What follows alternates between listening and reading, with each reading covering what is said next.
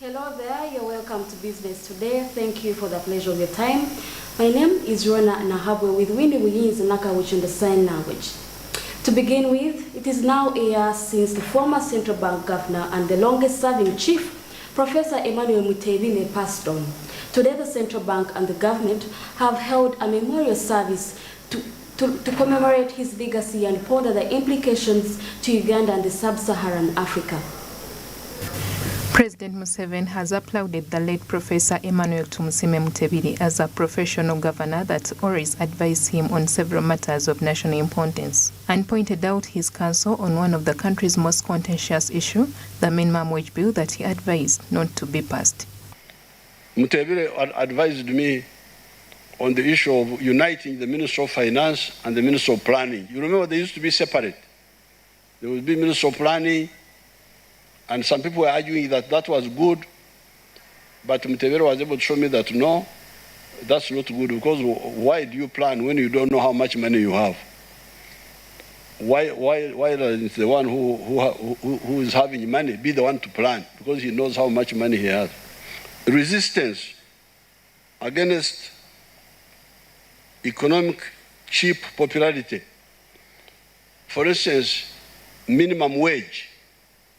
That issue of the minimum wage. The person who warned me against that minimum wage, which was being pushed by the labor unions, by the what, by this group, Mutebile was saying, look here, people don't have enough jobs. The few who have got jobs, you come and you tell the employers that they must pay so much. What if they can't afford? What will happen? Why don't you concentrate on creating more jobs first? And then the scarcity of jobs is the one which will raise the value of labor. So up to now, we have never agreed on the issue of the minimum wage.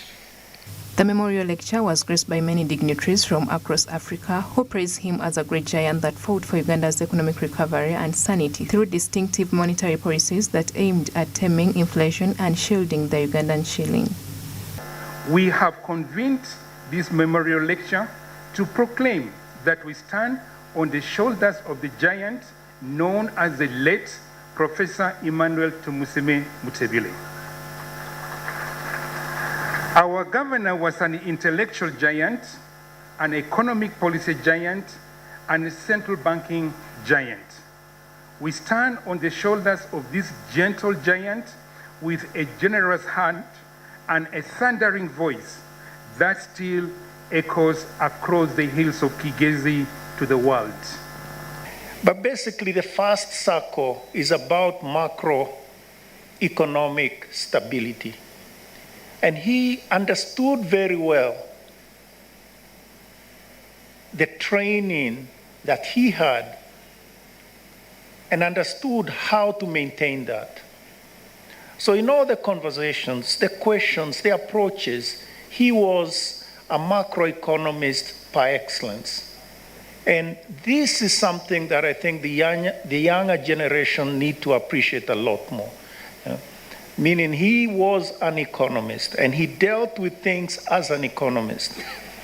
Then there's another circle, which is social stability.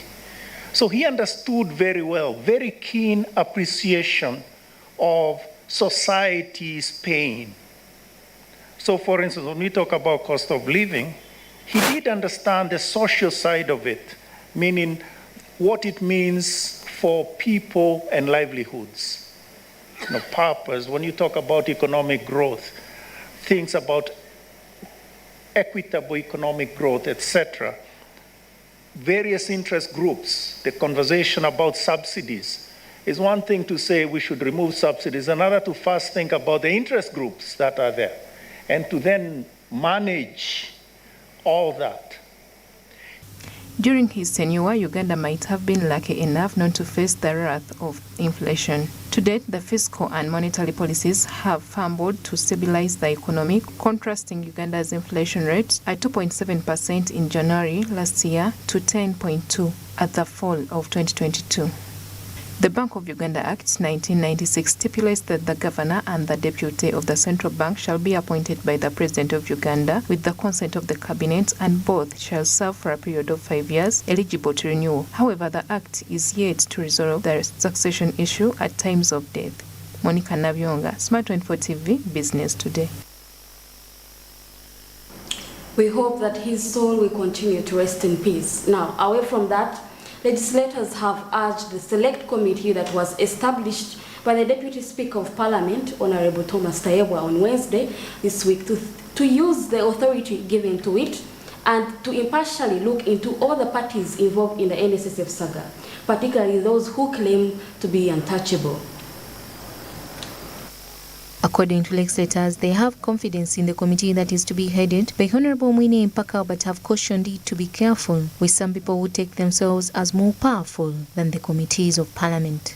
There are those people that are more powerful than the committee, but with clear terms of reference, I think they will be able to produce a good report. In that they are competent members of Parliament. I believe if given opportunity to carry out investigation without interference. Composition of the committee, I'm not complaining.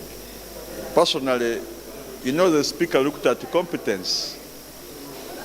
Such a committee that is going to investigate such amount of money, it needs people who cannot be compromised, like the chair, that young man, Mwine Mpaka.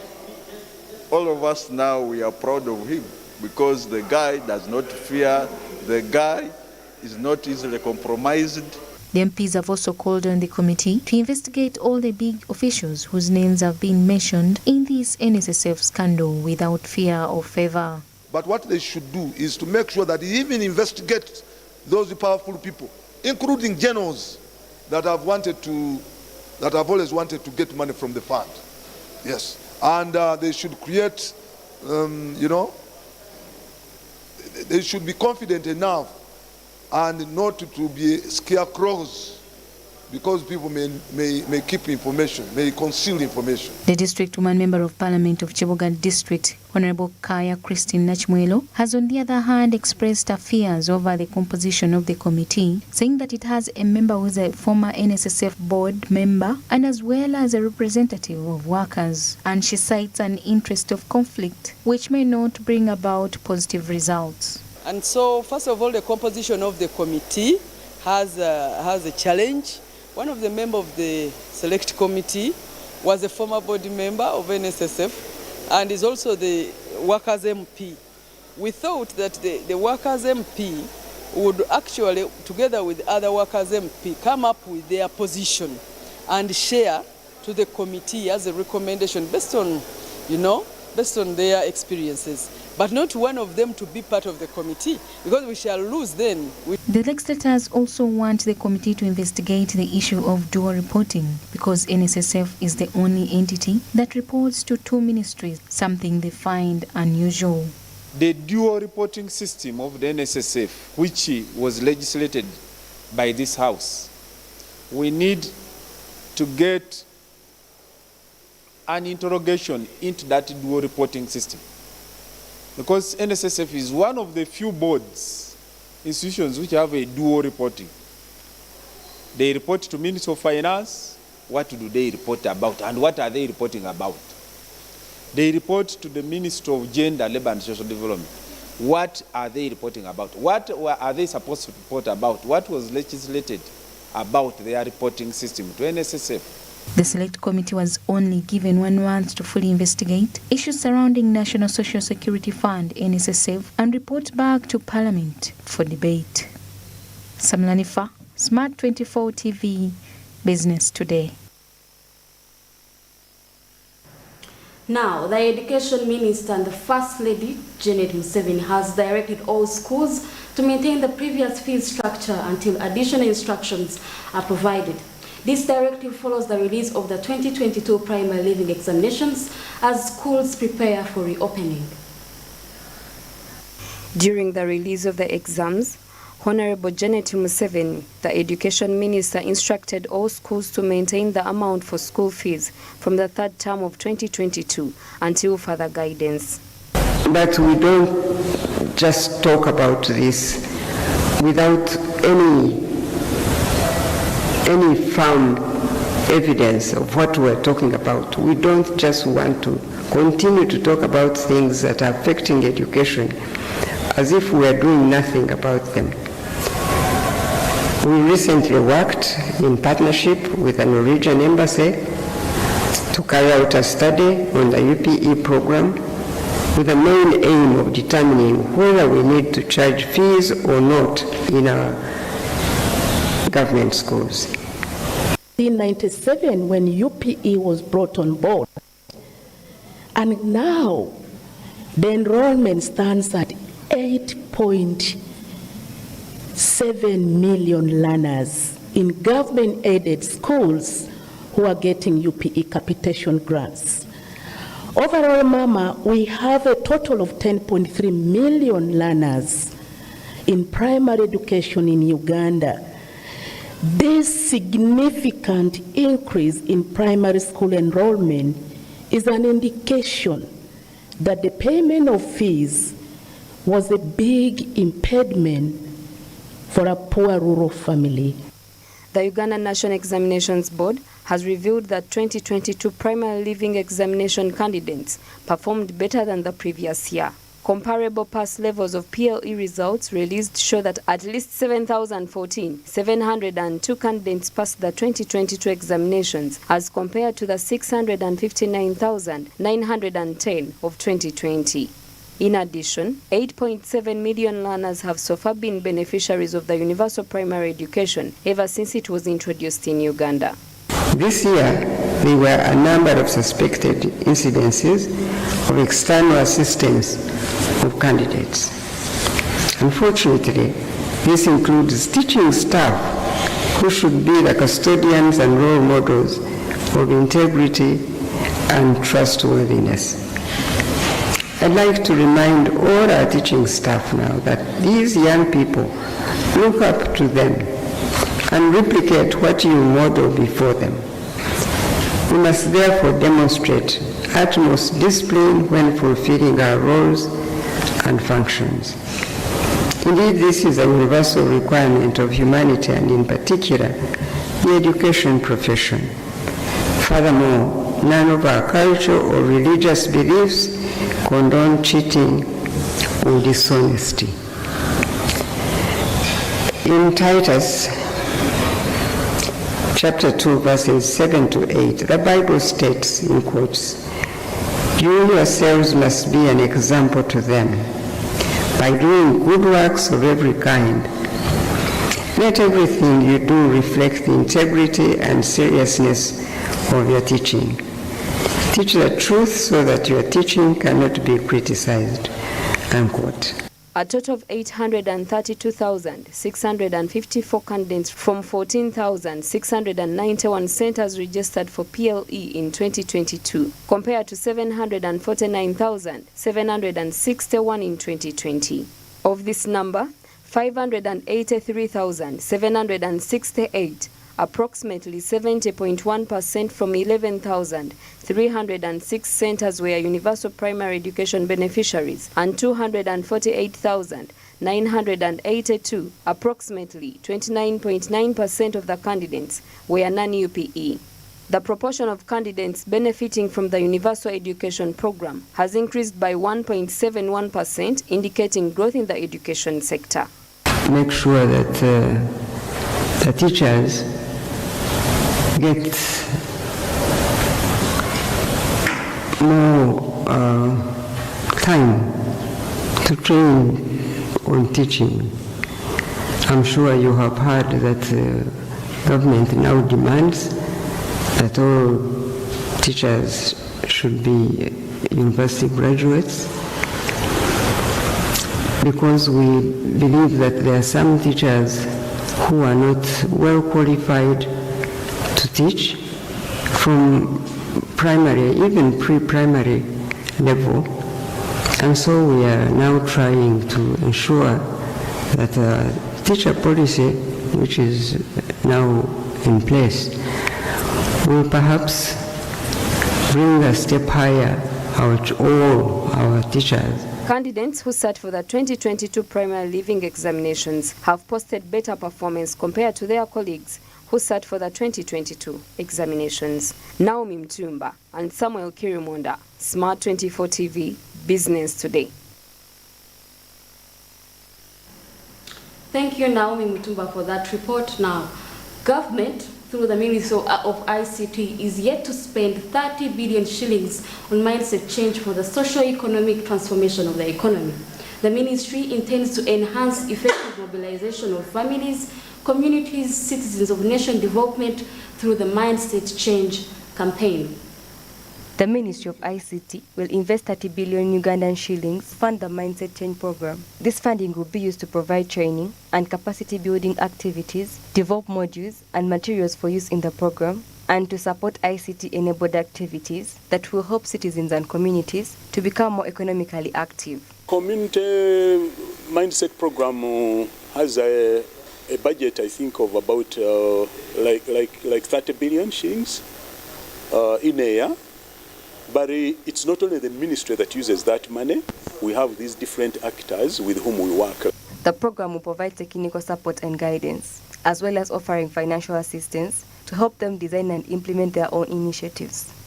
It will enhance awareness of the potential technology to facilitate economic transformation, train citizens on how to use technology for economic development, and set up an incentive system to reward citizens for the positive changes in their mindsets. We know now about the parish model. Soon, we have already started dispensing the money. But you heard yesterday, even the president was saying, save, save, save, take a mechibaro, meaning whatever you do, make sure you take records and make sure that you document your enterprises. All of that is part of our mindset program, and I want to thank the president for leading by example. So now we are optimistic that many of these programs going forward should be more successful now that we are also integrating mind education and mindset as part of our programs for the country. The Mindset program is designed to transform the mindset of citizens and communities towards national development. It will focus on empowering individuals and families to become active contributors to the country's economy. Through this program, citizens and communities will be exposed to various activities such as e-learning, entrepreneurship, financial literacy, and business development. There is also economic development. It can be there. Why? People, they are working hard or become lazy is depend on their mind. People, they work hard or they become lazy. Everything is depend on the mind. So we cannot say that it is not connecting. Yes, of course, it is connected. But where we are focusing is not just economic.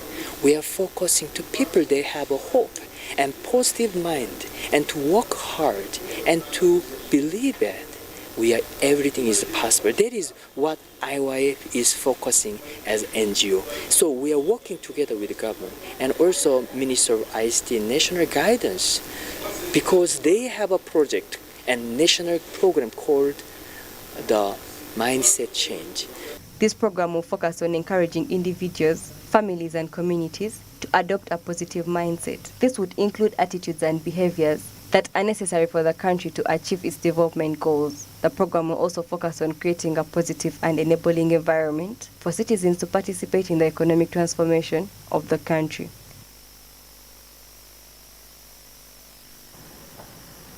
Away from that, Somalia expressed interest in joining the East African Community, a regional intergovernmental organization committed to regional integration and cooperation in trade, economic development, and political stability.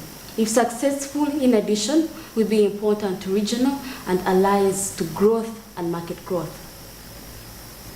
The East African Community currently has 7 member states, including Kenya, Uganda, Tanzania, Rwanda, Burundi, South Sudan, and the most recent one, the Democratic Republic of Congo. Somalia expressed interest in joining the East African Community when the President Hassan Sheikh on the 21st of July 2022 stimulated his country's interest to join the East African Community bloc, which would bring significant economic benefits to the country and the region as a whole. For a country to join the East African Community, it has to meet a certain criteria, which includes a stable political environment, a functioning market economy, willingness to adopt and implement the EAC Treaty and protocols. Somalia, despite its ongoing political and security challenges, has made significant progress in recent years. The country has a growing economy, with agriculture, livestock and fishing as the main drivers of growth.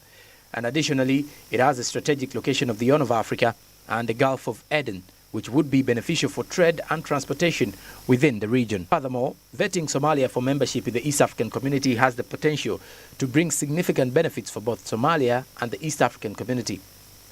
It is important for Somalia to demonstrate political stability, economic development, and compliance with East African Community rules and regulations. In return, Somalia can bring its diverse culture, strategic location, and economic opportunities to the East African Community. It is recommended that the East African Community proceeds with the vetting process for Somalia.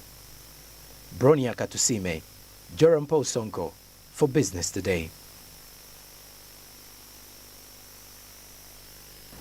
Business Today will now take a short break, but we will return with Coffee Court.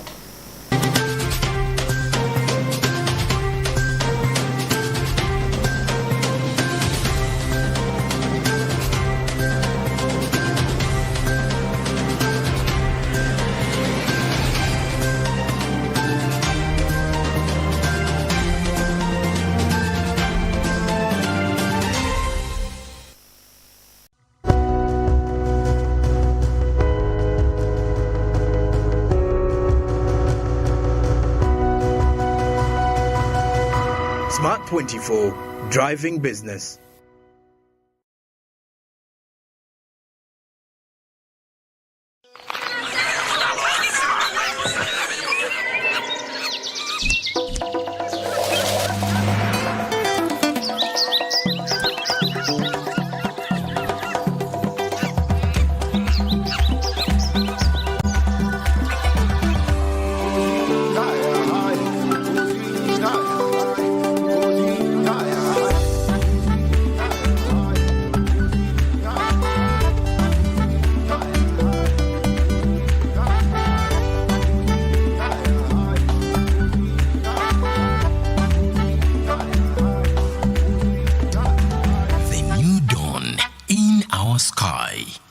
Mbuto, the taste of Uganda in a new international park.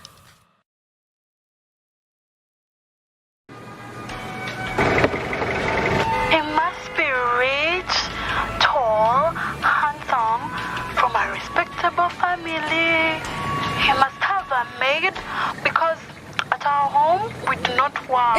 Conductor Masao. What? Obadde olobye ku simu? Yamunange anti GOTV enkolera. Nyumirwa omulembe omupya ogujjudde ebisanyusa omuli emikutu gya TV egisukka mu 8 n'egya radio nga kwotadde ne zifirimu ng'osinziirira wonna w'oli. Genda mu App Store oteeke app ya GOTV channels ku simu yo olwo onyumirwe ennaku 3 ng'olabira bwereere ewatali kukozesa data. GOTV channels. Say goodbye to paperwork and travel costs. Now every MTN customer can register to invest in securities anytime and anywhere with Zabu in a few simple steps. Step 1. Dial *292#. Step 2. Select option 1. Register with Zabu. Step 3. Enter your full names. Step 4. Enter your national identification number. Step 5. Enter your national identification card number. In 24 hours, you will receive an SMS confirming your registration. Congratulations, you are now ready to invest.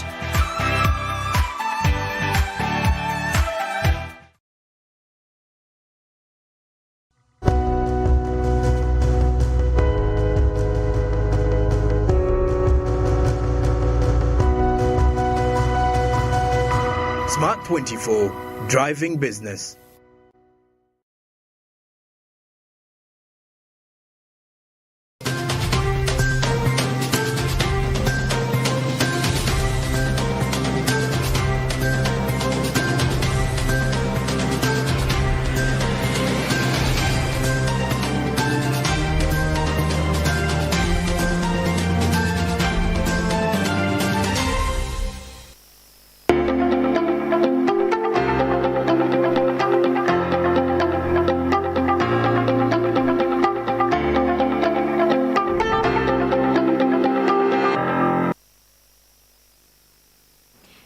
Welcome back from that short commercial break. Thank you for sticking with us. Now, in our episode of Coffee Call today, Fred Makubia will be speaking with a specialist in regards to youth unemployment and how much it has affected the country.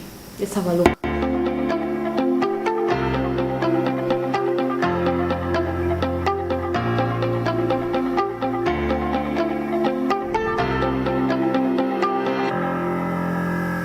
Well, the fact remains that 75% of the population that make up Uganda as a country is at 75% unless things change, because I'm aware in this year Uganda will be going through the population census. But the journey towards helping young people become better in this country continues to be a matter that worries everybody. The legislators being part of them, and to discuss matters of how young people can better themselves, I am joined by Honorable Lugumayo Edson. He is a legislator representing young people in this country from the Western region. As we talk right now, he's just moved a bill on the floor of Parliament regarding the public procurement and disposal of assets. How does this help the young people? That stems our discussion, and this is the Coffee Court. Honorable Lugumayo, it's my pleasure and thank you for finding us. Thank you, Smart TV, for hosting me, and it's an honor really to speak to the viewers out there listening. I greet you. How privileging is it to represent young people? Well, it's such an enormous privilege. Sure. Because the work around youth is very exciting. It's a job you do enjoyably, so it's one of the jobs I would love to have for a long time. Sure, representing 75% of the population. Because the numbers speak for themselves. So once you stamp down and say, hey, we say this, and most people always listen, so it's a good job. Young people, unemployed, some don't know what to do, they have no future, uncertain of where and what the future holds for them. So it's a privilege to represent such people. It's one, because really you have problems that are already there, and you have to work on your brain to finding solutions, and that is what makes it enjoyable, that you are not just watching the problem, but you are creating solutions, and that makes the work enjoyable. You represent a population where whoever wants to get to their destiny uses them to do whatsoever they want to do. So these are the people that you actually represent. It's unfortunate that so many people think that youth are ladders that they should climb on. That's very unfortunate. My perspective would be that I look at young people as the gold mines of the country. They are the future. So I hold them in high repute. So it's unfortunate. There are those who look at them as just people to use. I look at them the potential. Every time I look at a young person putting energy to something, I look at someone very successful at that thing they are doing and making enormous contribution to the country. Okay, we'll find out the energies. Let's concentrate on the energy. You are on the floor of Parliament, bringing something very fundamental, public procurement, disposal of assets. It's a matter you think that is going to help young people in this country. What has propelled you to do such and move such a matter? Well, like you said, actually the UBOS statistics mentioned that the composition of the young population in our country is slightly above 75. It is 78%. And in this country, we have a labor force of around 17 million people altogether, the old and the young. Okay. And when you look at it, of the 17 million, we are only able to employ 52%. That's around 10 million. That's in the entire population of Yes, Uganda. all we have been able to employ is around 10.2 million Ugandans. And then that leaves a gap of 6.8 million people to be employed. Those are jobs that we need, 6.8 million jobs. And if you look at the 6.8 million people who are not employed, 78% of them are youth. That draws you to around 5.3 million youth who need jobs. Of course, not considering the ones that are underemployed, but the ones that need jobs are 5.3. Now that draws us to think deeper on what measures, and they must be multiple, because there is no single one magic bullet that can take away the problem of unemployment. It must be a multi-pronged approach to the problem of unemployment. And so when you sat down with your team, plus a team of other legislators, you thought this is the right approach to confronting such a challenge? It has been a suggested measure for a decade now. We went through a full course of advocacy for government to understand why we are agitating that youth be included in the economy by facilitating their participation in trade with government. The most reliable measure of making wealth, like the President has always noted, creating wealth, is by trading with government, because government can be the most reliable partner, because you are sure they will pay when they make a commitment. Even when regimes change, government still remains government. So, but those who work in the private sector think private sector is the best area to work on. So those watching you will actually take it to the contrary. Private sector works because it has been provided with an environment by government. So in the end, there is no private sector alone. Private sector is in a sphere that is created by government. So in the end, government is a partner to every private individual. That one is an undeniable contract. So what's your particular area of concentration in the PPD, Public Procurement Disposal of Assets? My particular area of interest is on the question on how youth can be enabled to trade with government. And this narrative started, this measure of approach started coming up as an innovative idea around 10 years ago, and we have been speaking for it. I was lucky to sit at the National Council Executive as Secretary for Foreign Affairs, and we made a lot of contribution in pushing government to make policy changes in the law, and we were lucky that the 10th Parliament made an amendment to the Public Procurement and Disposal of Assets Act of 2003. The amendment is that one of 2021. And the key to the provisions that they put in this new law was the aspect of reservation schemes. Reservation meaning putting aside some contracts, some types of contracts, and leaving them for youth, for women, and for persons with disabilities. So they did that. When you look at Section 50, subsection 2, talks about reservation schemes for the population. They go ahead under Section 59B, they justify, they explain why it is very important. It is to promote and facilitate these special interest groups to participate in trading with government, in public procurements. So that is the area of my public interest.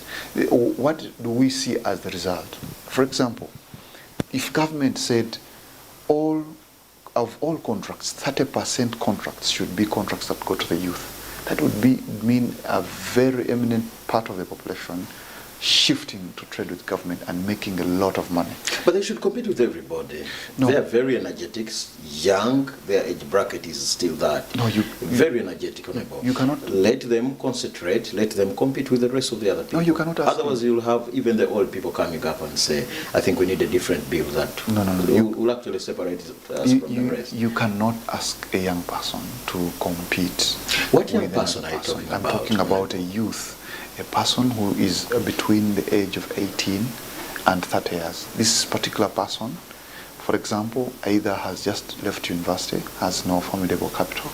This is a person who is being introduced to new approaches, to new necessities. There are many things that are involved in government, in trading with government. The requirements alone, fulfilling them, it is expected to be tougher. If they've gone through university, university has equipped them with the relevant skills. Yes. Let them struggle and compete in the day-to-day, like the rest do. You competed and went through parliament, like any other person. Let them compete. And university will not give them capital, for example. It gives them the mental capital. Yes. It gives them the social capital. It does not give you the capital, the liquid capital I'm talking about. So this is why it is important. It is important that you safeguard a space. You have a space for these young people, and you grow them. You grow them because they can become better entrepreneurs in future once they have gone through the process. Aren't you going to cripple the young people? If you begin creating, this section is for them, this is for them, this is for them. It's not possible, because... You'd rather tell them, please go out there in the private sector, come out and compete like the way you've actually done it. We make the public procurement sector very unattractive to young people who would have been the best entrepreneurs, more disciplined. We make it unattractive because the requirements there are sometimes overwhelming for any private person there. So we want to create, it is a way of modeling the future entrepreneurs, granting them a chance to start participating at an early age, and to do that you have to create incentives. What are these contracts you're talking about? Well, the contracts are to be defined by the regulations that the ministry has not yet put out, and that was my issue, my core issue, because under section 59, the Act gives the mandate to the PPDA authority to sit down and say, now we are choosing that, let's say, all contracts of 50 million and below in this country should go to the youth, because it is feasible. It is youth can work on that. We can go to a financial. So you give a contract of 50 million to a young person who has just gotten out of university. So we are looking at still struggling with accounting skills. It is a suggestion. Still struggling with how to manage self. You give them a contract of 50 million. It is not. Is that worth? It is not saying give any youth. No. Organized, registered associations of youth. These are people who are already making effort to organize themselves to be able to benefit from trade. They're not just going to grab a youth on the streets and say, come, I give you a contract. No. A person who has made effort, has organized themselves into a legal entity, and now they want to trade with government. Just make it easier for them, to attract them, to not give up, to grow in entrepreneurship, to grow with government, and make better entrepreneurs even when they have crossed from the youth age. Simple. That is the major essence of special interest groups. And that is enshrined in Article 32 of our Constitution of Uganda, to give special attention to those three categories of people. Okay. The youth, the women, persons with disabilities. And now we consider the elderly persons as well. So I saw your concern is majorly on Article 50, 59 and 90. Sections 59, sections 96. Section 59 justifies why we need to have these preservation schemes. Why it will come, of course, the correct approach will come from what the PPDA will put in the regulations. That will come from there. They can choose to say we are setting a threshold by amount, or we can say pro rata 30% of all contracts should go to the youth. That will be the strategy they employ in the regulations to make sure what they envisioned, the framers of the policy envisioned. That will be up to them.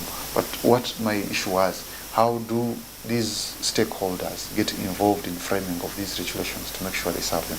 And what we are suggesting here is not a new thing. It's not a new thing. Kenya is doing much better. And it doesn't need to be a new thing anyway. Yes. It doesn't need to. Kenya, of all public contracts, reserves 30% for its young population. So, Honorable Ndugumayo, how significant are young people in this country? The young people are the core engine of the country. The ones you've left behind when it comes to matters of national building are the ones you're saying are very core and fundamental in nation building. I really want to think they are not left behind. But these are new struggles that emerge every day with new changing environments. I don't think the young people have been left behind. No. The future actually belongs to them, and actually even now belongs to them. What is lacking? Universities every day, every year, every month, many graduates are out and some can't find jobs. Where is the gap? It is true, and it was envisioned because one, as a country, we have been passing other issues.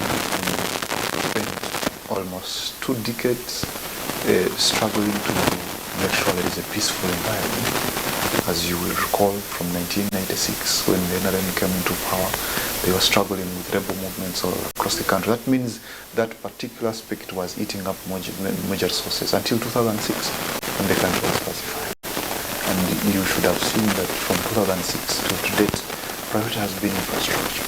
Because for business to mushroom, infrastructure should allow it to. Now you will note that from 2021 to today, this government now is implementing NDP3, which is focused on entirely job creation, industrialization, agro-industrialization, to create wealth. So you must know that the priority now is not only anything else, but the jobs. Okay.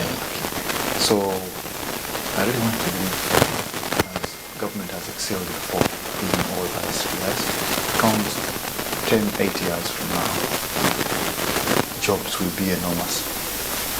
Population of jobs will be so much, so high. So what do I do to tap into some of these jobs if I am a young person viewing us from wherever? Someone must ready themselves to tap from this. And this is why this particular issue was very important to me. That, for example, yesterday was a historical day. Uganda started drilling its oil for the first time. What does it mean? That there will be increased revenue, increased capacity, increased services, improvement in ICT. There will be need for increased agro production. So ICT, industrialization, ICT, agriculture, all these are spheres that, and services, all these are spheres that a young person must position themselves to tap into. What do you need? You need a skill. If you need a skill, find where it is and get it. Get it. If there is any incentive, if there is any innovation initiative that government is making, utilize it to your advantage so that you can become better. So the people that I hope will benefit first from this will grow to even trade in bigger volumes with government in future. And you think, what are some of those areas that government needs to improve? It is at 37 years of celebration. Yeah. Regarding revamping and helping young people become better in this country. What is most important now, one, is the consistency. We should not sit back and relax. We should continue with the momentum as has been in the past few years.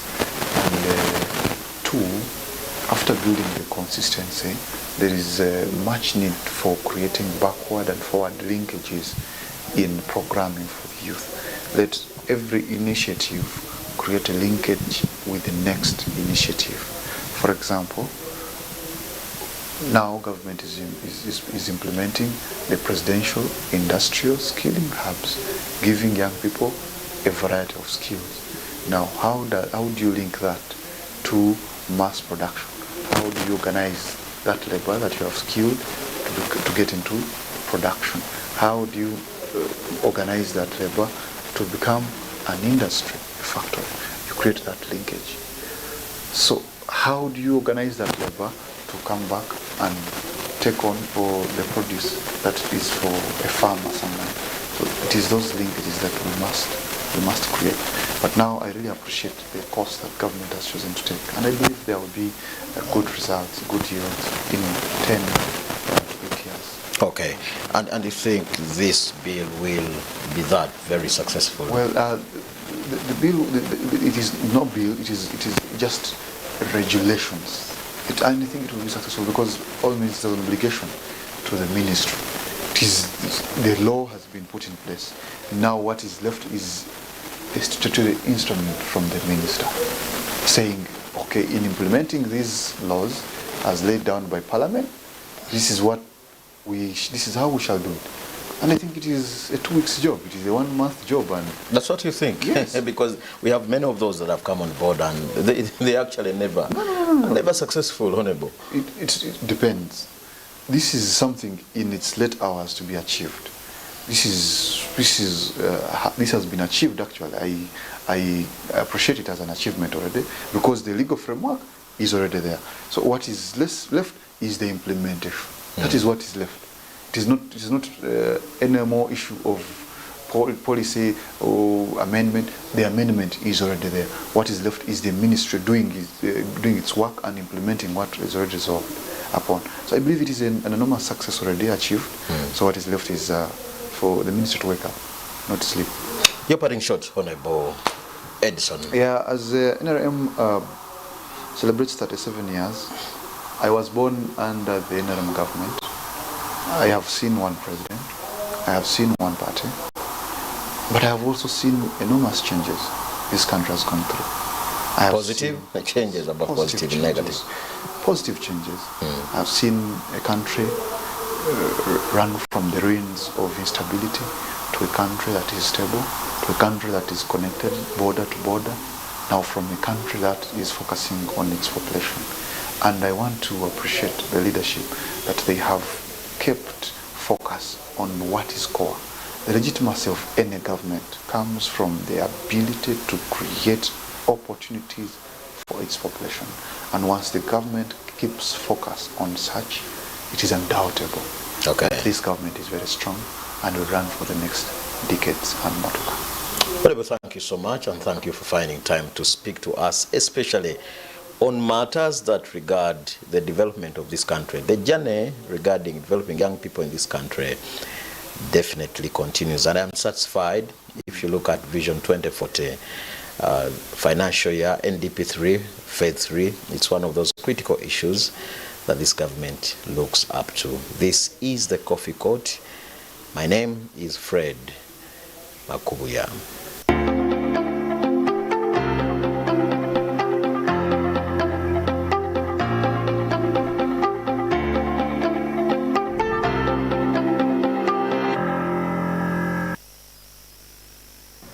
The journey of developing youths in this country should definitely continue compared to the number of graduates that are leaving universities nowadays. That conversation will lead us to the end of business today. As always, thank you for joining us, and we hope that you join us for the next business today. My name is Ronnah Nahabwe with Winnie, Nakawuki on the sign language. Have a lovely weekend.